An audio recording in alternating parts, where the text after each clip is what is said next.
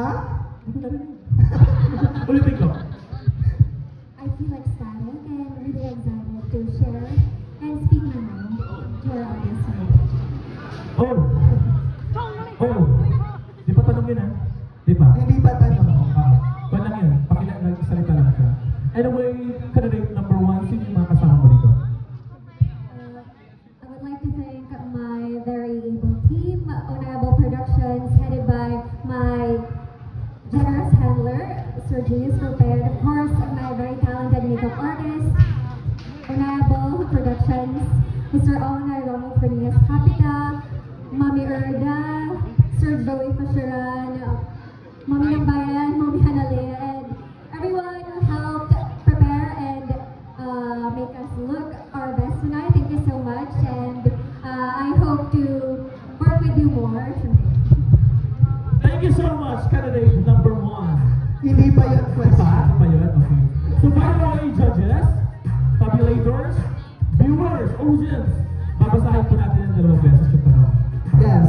Okay? And Tapos, dapat hindi sila maingay. yeah. Hinihingi po namin yung cooperation ni Numan na wala po tayong karapatan na tumawa or anything na gagawin natin habang sumasagot yung ating mga candidates para makapag-focus po sila. Tama, partner? Yes. Yeah. Let's start. Okay. So eto, yung nabunot mong tanong galing kay Bowl Master. Question. As Miss Layo, how will you promote unity and harmony among the residents of our barangay, especially during challenging times? Ulitin ko. Okay? As Miss Layo, how will you promote unity and harmony among the residents of our barangay, especially during challenging times? As Ms. Layog, I will utilize this platform and my voice to promote and encourage communication and empathy.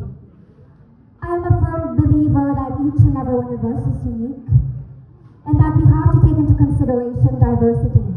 But amid diversity, there will always be a common ground, and that is where we should unite and push forward to contribute positively to the goals of our beloved community and our beloved barangay. Yes, we are unique, we are diversified, we have our own opinions, our unique opinions, beliefs, and principles. But if we work together and listen to one another, listen and speak, listen while others are speaking and speak while others are listening, we will be able to promote, uplift, and elevate our beloved barangay, Barangay Layog. That will be all. Thank you. Thank you so much, candidate number 1. Thank you so much, candidate number 1, sa iyong powerful... Pero may napansin ako, partner. Ano yung partner? Ang pronunciation ng ating barangay is Layog. Layog. Yes, not Yeah. Layog. Okay, Layog. candidates? Layog, not Layog. Kasi ang layo. Yes. Layo, okay. Okay, let's now proceed to Sorry, candidate number 2. Layo. Layog. Layog. And Layog. let's once again call our bold master. Candidate number 2, you may now pick your questions. Yung sa ating bold master. Pero candidate number 2, kumusta ka naman? Well, it's actually felt overwhelming now that I am standing here in front. Yesterday, I was actually nervous knowing that it is one of my competition that I'm ready for. However, now that I'm standing in front, seeing these people supporting me all throughout, I felt so overwhelmed, and this fight is for you all. Thank you. Hindi pa yun ang question. Tanong ka na ba? Nagtanong ka na? Hindi pa. Hindi pa ba? Grabe naman po. Grabe kayo? Ikaw na po, partner. Okay, the question for candidate number 2. If you were crowned Miss Layog, what specific projects or initiative would you prioritize during your reign and why? Ulitin ko. Okay, partner. If you were crowned Miss Layog, what specific projects or initiative would you prioritize during your reign and why? Okay. Thank you so much. To be Miss Layog 2024, it takes a lot of courage, responsibility, and an honor. And if I will be given a chance to be Miss Layog 2024, my project that I will prioritize is promoting sustainable tourism. This is my project because I am an advocate for promoting sustainable tourism. And tourism is an important aspect of one economy.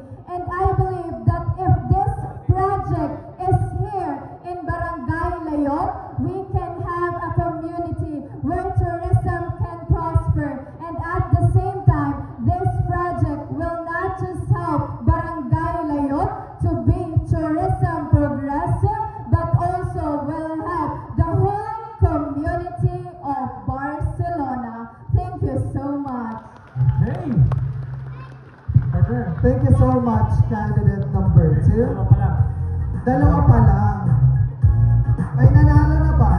Partner. Dalawa pala. Now, let's call on candidate number 3.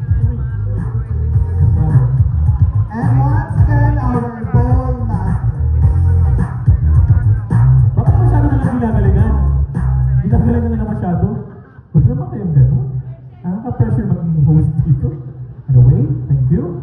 Kumusta ka candidate number 3? I'm both excited and nervous, but most especially, I am craving right now. I am craving for the crown. Ready na siya. Kung ready ka na, ito yung tanong mo, candidate number 3. What qualities do you think Miss Layog should possess, and how do you embody these qualities? Ulitin ko. No, excited. Okay. What qualities do you think Miss Layog should possess, and how do you embody these qualities? I believe the first ever Miss Layog is a woman beyond beauty and brain. She is a blend of compassion, sincerity, and advocacy, and I believe I am that woman. I am capable to lead by example, and I have the heart to create advocacies that will benefit the people of this community and empower them to contribute their best for the community's progress. I am not just a symbol of beauty, but I am a beacon of hope, inspiration, and positive influence. Tonight, I am here to turn every action into meanings, every challenge an opportunity for growth, and every setback a lesson learned. By embodying these qualities, I know I am not just capable of wearing the crown, but I am capable of wearing it with a purpose.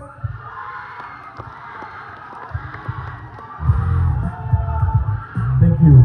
Candidate number 3. Thank you so much. Partner, tatlo pa lang. Partner, mga English major ba natin? Ha? English major ba natin to? Nahiya tayo. Now, let's proceed to candidate number 4. And calling once again, Miss Georgina Tulutap. Candidate number 4. Uy, uy, uy, uy. You may now put your question. Partner, hold on. Partner, ganun ba talaga dapat yun? Ha? Ganun yun? Oo. Candidate number 4, kumusta ka naman? I'm good and confident. Simple. I'm good. Short and concise. Okay, your question. What inspired you to join the Miss Layog Beauty Pageant? And how has this experience impacted your life? Once again, what inspired you to join the Miss Layog Beauty Pageant? And how has this experience impacted your life? Okay. Good evening. Thank you for that question. I was inspired to join Miss Layog 2024, not just to showcase my beauty and talent, but to inspire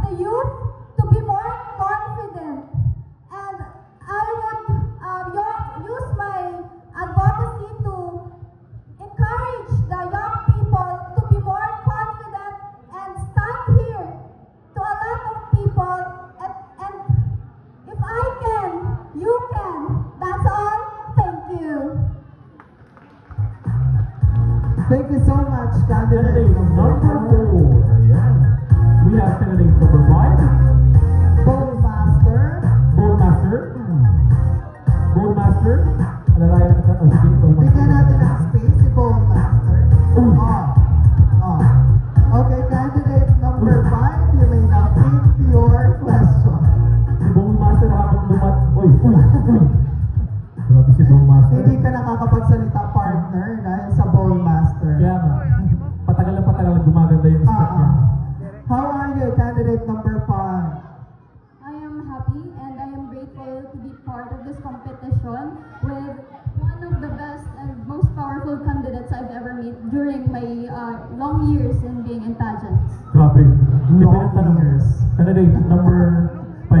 Hindi pa yung tanong ha. Hindi pa. Ito pa lang. Okay, are you ready? Ready? Ready? Okay. In your opinion, what makes Layog a unique and special place, and how would you promote its unique characteristic and attraction? Again, in your opinion, what makes Layog a unique and special place, and how would you promote its unique characteristic and attraction? Thank you. What makes Layog unique is that it caters the diverse cultures that every municipality has. It accepts each of us and gives us this platform to be able to showcase our capabilities and what I can do, and to also give a chance for every one of us to give and inspire every girls in this barangay to be able to also be encouraged and be involved and become a part of something full of festivities and culture. I am not familiar with the place, but as the time I've spent in here, I've developed a love and acceptance, and that is what I can showcase to everyone outside of outside of Barcelona, outside of this barangay, that this Layog has a powerful culture, has a people that accepts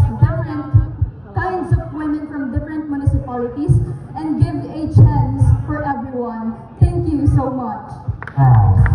Thank you so much, candidate number 5. Thank you so much. Let's now proceed to candidate number 6. Miss Master Bowl. Ito na si Master Bowl once again. Yeah. Our Bowlmaster is Georgina. Okay, candidate number 6, you may now pick your question. Okay. Candidate number 6, taga saan ka nga ulit? I'm from the municipality of Casiguran. Kasiguran? Yeah. Wow. Okay. Kasiguran. So ready ka na? Candidate number 6? Ready na. Okay, all the way from Casiguran. Here is your question. How do you plan to use your platform as Miss Layog to promote cultural awareness and appreciation among the residents of Barangay? Once again, how do you plan to use your platform as Miss Layog to promote cultural awareness and appreciation among the residents of Barangay?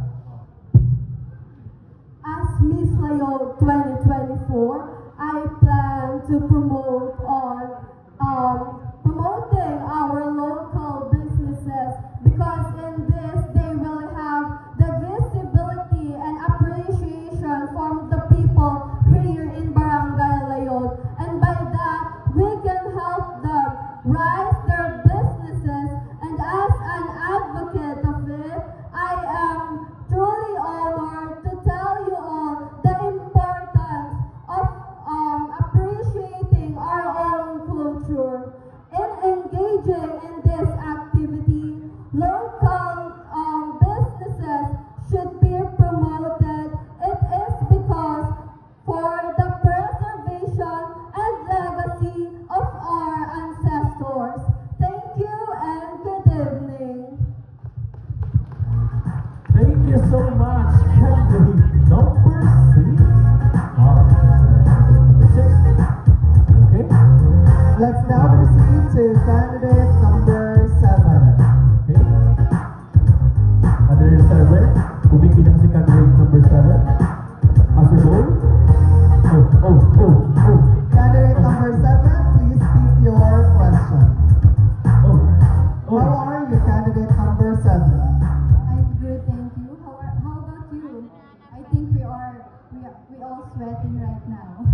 Yes. Tayo ay namabawis na sa stage na ito. Ha? Okay. Okay. Candidate number 7. Ready ka na? Mukhang ready na siya. Questions.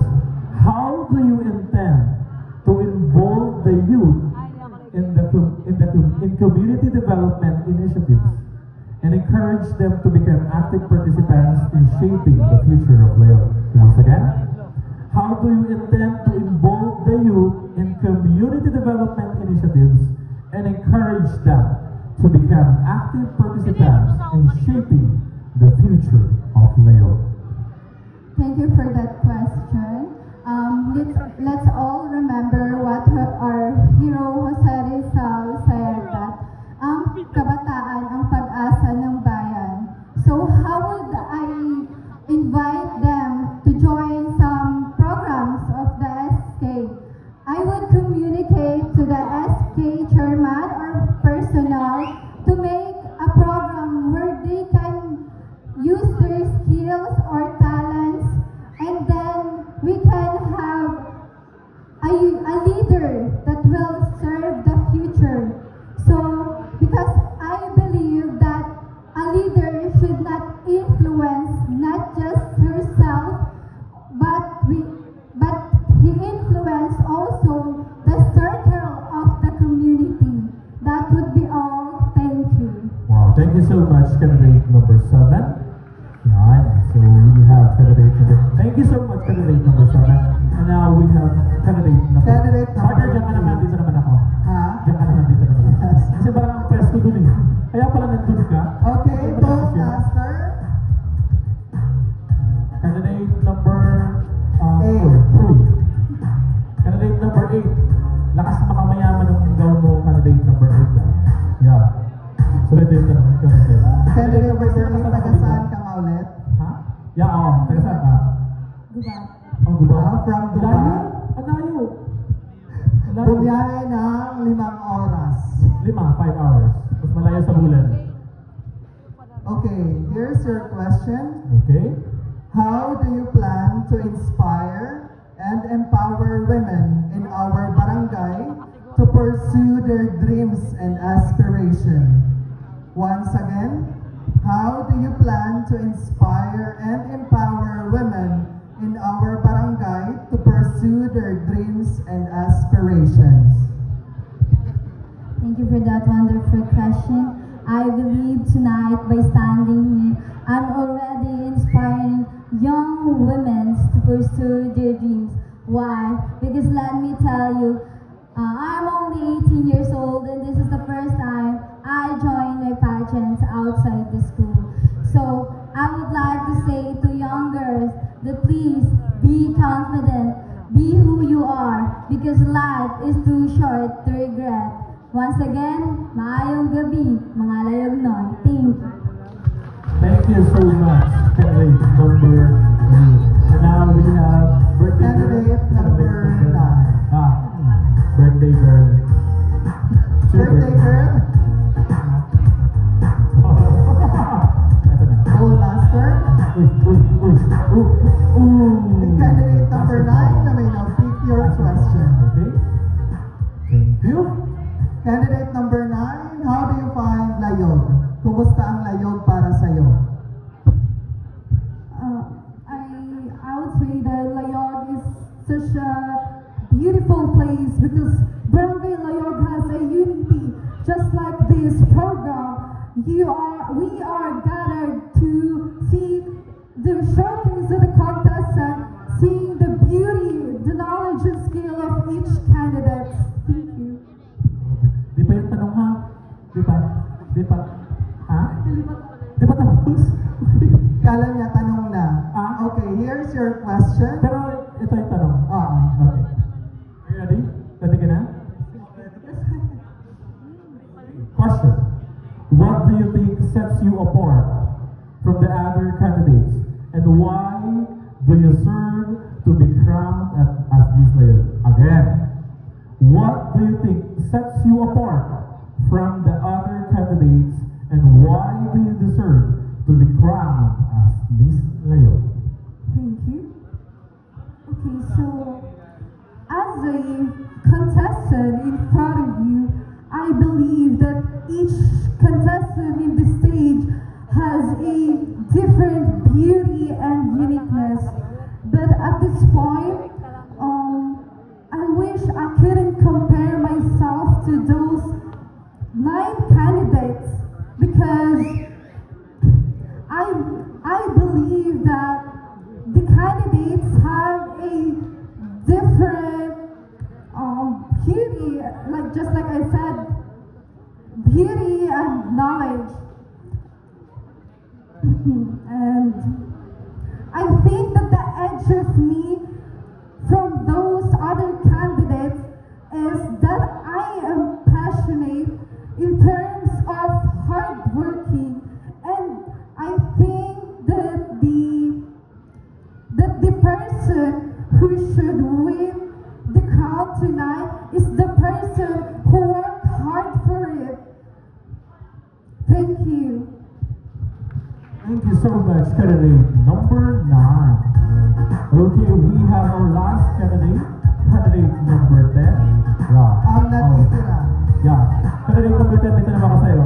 Ano yung may papayo mo sa mga kabataan dyan na nag-a-aspire na sumali sa mga ganitong patipala kagaya ng Miss Layog? I would say, keep on dreaming. Do not give up on your dream. As long as you have the dedication and the inspiration to join, just join, whatever. Oh, join, okay? Dedication, join, okay? Kaya join na sa mutya ng layog. Di wala may tanong na? Wala pa, hindi pa yun ang tanong. Akala ko Once tanong. again, our bowl master. Okay, candidate number 10, please speak your question. Si Bullmaster, kala mo siya yung sasagot. Kaya super init kasi. Super init si Bullmaster kasi. Dapat naka-gown din yun. Okay, ang haba rin. Grabe naman itong mga tanongan dito. Okay. Okay, here's your question. Sa kanya na mic kasi mas mabaho yung mic ko. If you were crowned Miss Layog, how would you use your title to make a positive impact in our barangay? Embody these qualities. If you were crowned Miss Layog, how would you use your title to make a positive impact in our barangay? Embody these qualities. Wow. Okay. Thank you. I am a strong advocate of financial literacy. As someone who witnessed firsthand mishandling money and poor financial planning, I realized that poverty lives on because we don't know how to maximize our limited resources. I came from a very poor family, and I must say, living life with worries how to get by the day without being hungry is a challenge. And so, I taught myself that budgeting and getting your finances on track is one of the keys to avoid this. And so I work with the Bureau of the Treasury, Sorsogon Provincial Office, to educate youth leaders in Sorsogon about financial literacy.